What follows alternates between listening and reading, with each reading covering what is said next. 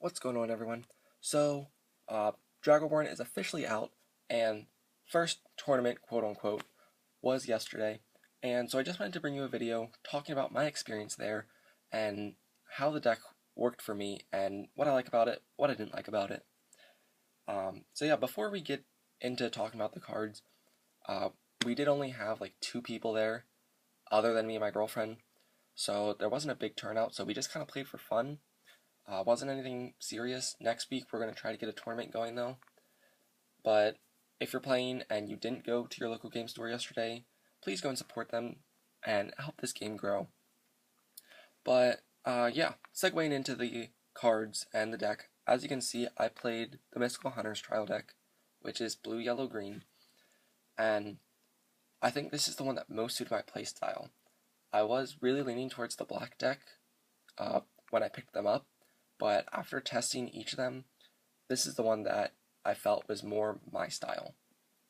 Oh, and also before I forget, I am using my iPod for this video instead of my phone, so hopefully it doesn't cut out on us, but I apologize if it does. And also let me know which of the qualities you liked better, if you liked this one or if you liked the opening videos better. But anyways, so now that I've actually played with the cards, I wanted to give you guys an overview of all the effects and which ones I felt were good, which ones I felt were not so great. And yeah, so let's get into this. Oh, and also before we start this, I did want to say, with these actual cards, the game feels completely different than when I was playing with the demo decks. I've had games that lasted 25 minutes, and I have games that have lasted like less than 10. I think it just depends on the cards you draw and the cards your opponent draws. If your opponent starts playing aggressively, I think you have to kind of adapt to that and play aggressively as well. So anyways, at the tournament, I got like landlocked, quote unquote. I don't know what they want to call it in this game. I had a whole hand of yellow and only the yellow banner. I didn't flip any yellow cards, but I did win, which was kind of exciting. But anyways, yeah. So Remus actually put in a lot of work. Not so much with his Dragocross ability, but with his being able to draw ability. I really liked that, and it came in useful because when he attacks a Drago Shield, he is considered to be blocked, and he gets to draw a card. So, yeah, I really underestimated him, and he was great. And a nice 6-drop too. He was able to break any of the Drago Shields. Then Kingslayer B, just as predicted, put in so much work. This card is so great. Like, I would recommend picking up this trial deck just for this card. But I actually never saw any of my ambushes in that one game that I played that I got mana locked. So that really sucked. I saw one ambush, which we'll get to later. Anyways, then we got Guardian of the Forest, which I thought this card was going to be amazing. It turned out to be just meh. The part where he can stand himself is great, but all the damage remains on him. So if they're attacking with larger creatures, like with 3 or 4 attack, he's not going to survive that turn. So that is the one downside to him, but it was still a decent card when I saw it. Yeah, nothing else really to say about him. I've never used his Dragocross ability to draw. I felt like there were other things I would rather Dragocross than him. But then we got Primate Javelineer, who for a vanilla monster is extremely good. That 5 attack for only a 4 cost did a lot of damage. By Dragocrossing it, I was able to break down shields that were 6 if I didn't see Remus yet. So yeah, really great card. I mean, he did shine in the demo deck, but I think his power is just showing now. And I'm glad to see that these vanilla monsters can actually be doing a lot. And then finally we got Tangled Menace. As a 2-drop, it is pretty good. It's the lowest cost green creature, and there are 4 of them. But yeah, this card was pretty good to see in your opening hand if you saw it with one of the 1-cost yellow or blue cards. So now moving on to yellow.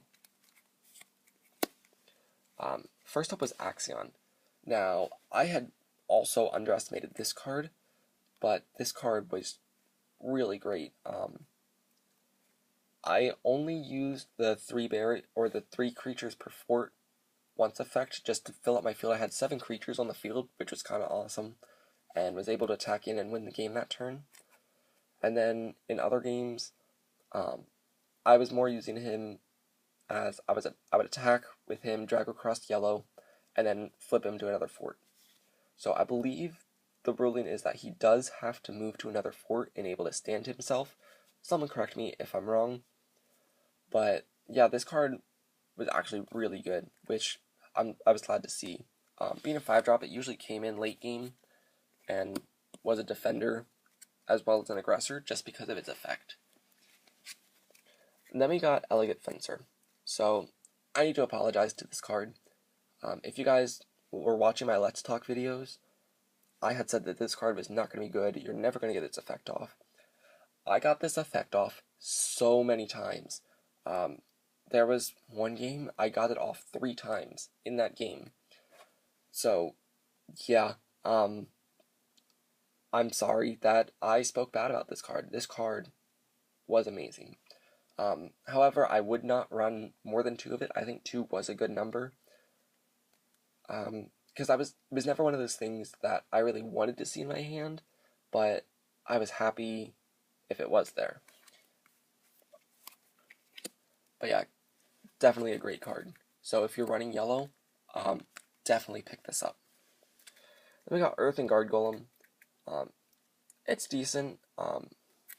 The one thing that I felt hurt me in this deck was that there were a lot of ambush creatures, and then being able to put out a lot of creatures, I was often summoning over myself.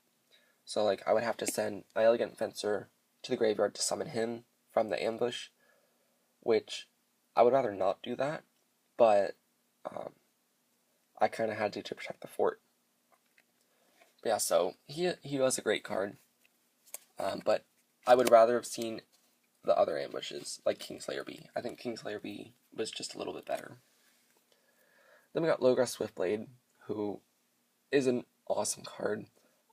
Not being able to be blocked by a 1/1 creature, or a 1/X creature, was really great. It didn't come in too often, but when it did, it really hurt the opponent. But anyways, not too much else to say about this card. I mean, the 3 attack is pretty nice, but we've all seen him from the trial deck, or demo deck, and now actually using him in game and seeing that he's viable is kind of cool. And then finally we have Sunscale Aesthetic. So, this card was just kind of meh. I did like the 2-drop, just being able to get an extra body on board. And I did use its effect once on a Zarko that was protecting the last fort. I summoned it, rested the Zarko, and then won that turn. And then finally we got the blue cards. So, Ambushing Tidechaser. If you watched my Let's Talk video about this card, I said that it would be good for a 1-drop, but its effect is kind of worthless, and that was true. The one game where I had all my yellow cards, my opponent was actually playing the same deck, and summoned this card, Drago across it, and attacked my Drago shield with a value of 2, and I did have an ambush out in front. However, I just triggered the ambush when he attacked with his next creature.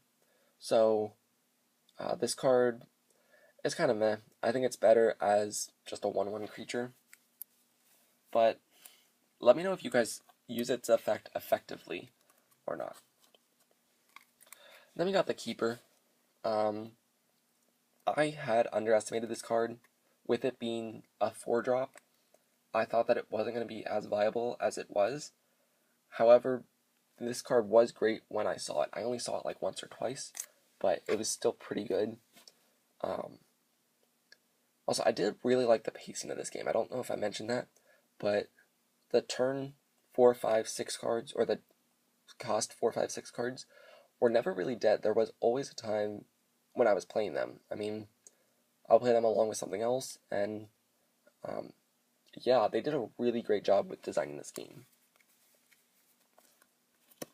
And then, next up we got the Ripper. Just a vanilla monster with 4 attack.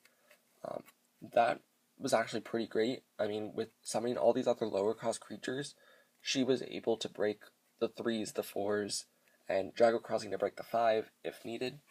So she would just kind of pave the way for my other attacks. Don't know if I like 4 of her though. I'd probably swap her out for something else that with an effect once I modify this tech. And then we got Frontier Explorer.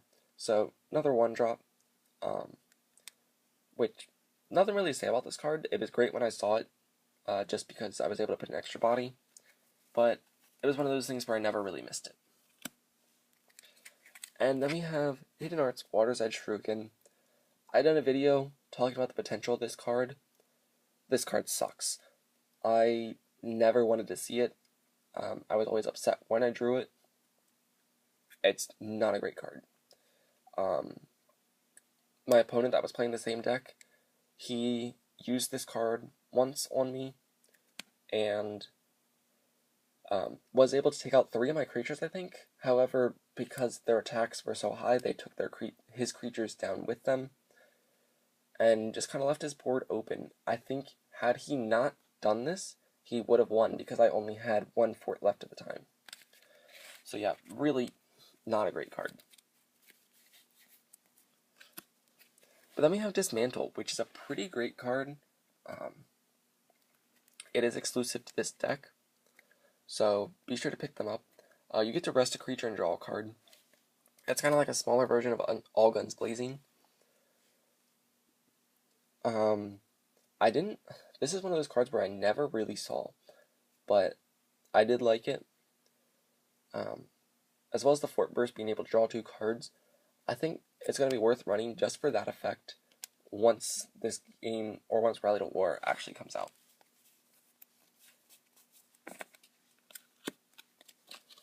Then we got EMP, which put in a lot of work. Being able to rest a whole fort really set my opponent back. But that's another thing about this deck. I feel like this deck was able to recover from ambushes better than the other 2 decks, just because of the sheer defensiveness in here. Which is something that I really liked. This deck was just able to adapt to the situation. So I think that's really cool. But yeah, EMP, pretty great card. And then finally, the card that won me the game, where I got landlocked, whatever you want to call it, Hidden Arts Reverse Thunderstrike. He had Kingslayer Bead, one of the creatures at the fort. I had attacked with the other, so both were rested. He went in for the final attack. I let him break my Drago Shield first, thinking he was safe, because he was like, you can't block with a rested creature. And then I flipped this card, stood both my creatures, and blocked. So that was awesome. It was actually Primate Javelineer that put in the final blow.